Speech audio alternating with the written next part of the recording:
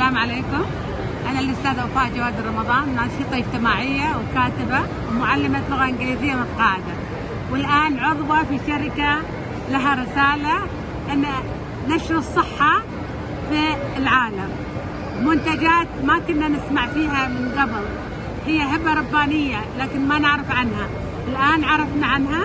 والشركة هذه هو الجينوديرما، هو نوع من الفطر يقوي المناعة، يزيل السموم من الجسم، يساعد الإنسان على الذاكرة، يساعد الذاكرة، يساعد أنه يستعيد نشاطه، ويساعد على الشفاء من الأمراض. عندنا منتجات هنا كلها للكبار والصغار.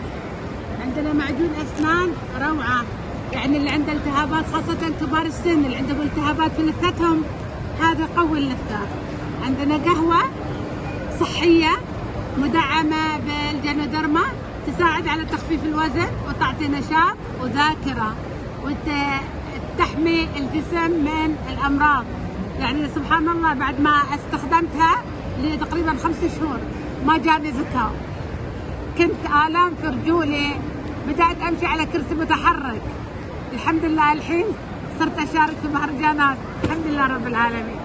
هذا للأطفال، شوكولاتة يقوي الذاكرة ويقوي الجسم، يساعد المناعة، يقوي المناعة.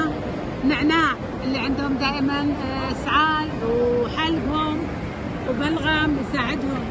عندنا مثلث ذهبي ما شاء الله اللي هو المورنزي والفطر الريشي والسبايرولينا.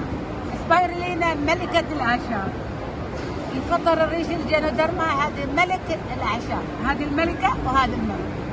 والمورنزي هو شيخ الأعشاب، النباتات سبحان الله كثير خذاهم واستفادوا، اللي في ضغط، سكر، بعض الأحيان حتى توحد. بس هذا غذاء مش دواء، يعني اللي ياخذهم لازم يستمر عليهم عشان يشوف نتيجة. النتيجة ما تطلع إلا بعد شهر، شهرين، 3 من استخدامه. يعني كثير الحمد لله استفادوا منه. وهنا بودرة اللؤلؤ حق البنات اللي يبون بشرة نظرة، يحطونه مع الكريم، يحطونه مع الكريم ويصير بشرتهم روعة، وحتى في انزيمات وتساعد الجسم، الجهاز الهضمي والمناعة، ينحط مع المشروبات أيضا. وهنا عندنا عرف الأسد، فطر عرف الأسد ما قد معنا في حياتنا، هذا لتقوية الأعصاب، اللي عندهم ألزهايمر يساعدهم، اللي عندهم باركنسون يساعدهم. سبحان الله، يعني هبة ربانية تونا نكتشفها من 5 شهور. والشركة هذه يعني موجودة في فروعها في جميع مناطق المملكة، مصرحة من هيئة الغذاء والدواء في العالم كله. يعني رسالة للعالم، الصابونة هذه روعة عشان البشرة نقية، والحبوب كلها أشياء طبيعية ما فيها مواد كيميائية ولا أشياء تضر الجسم، كلها أشياء مفيدة تقوي مناعتنا.